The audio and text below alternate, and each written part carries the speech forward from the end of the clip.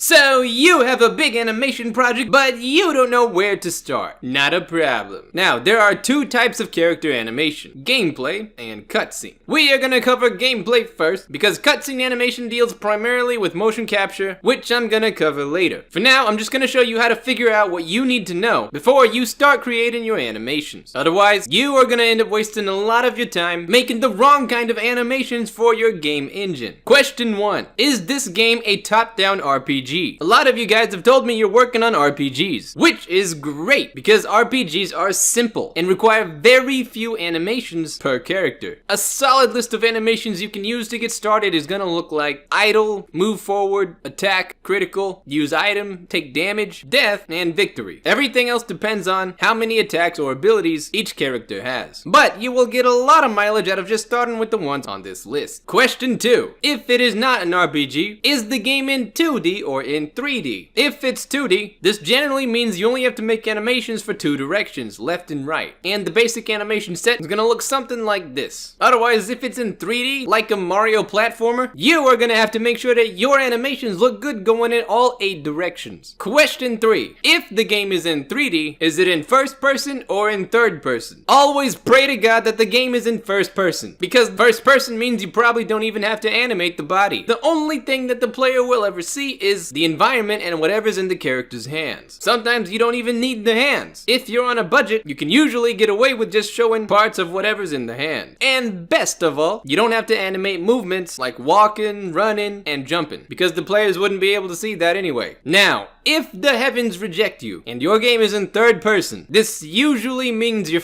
because on top of all the other character animations, you will also have to animate all the basic movements, like walking, running, jumping, turning, grabbing edges, sliding down slopes, getting knocked over, and or swimming. If you have been sentenced to third person, the very next question that you need to ask is if the character's movement is separate from the direction the character is facing. For example, Mario is a 3D platformer, but you can't move Mario without also making him face the direction he's going, which means that Mario only has one animation for walking and running around. Compare that to a game like Fortnite, where the direction the character is looking is completely separate from the direction the character is moving. It's possible to move forward, backward, left, right, or anywhere in between, while looking in any direction. Games like this mean that at a minimum, you will need 8 separate animations for walking and 8 separate animations for running. One for each direction, like up, right, down, down left,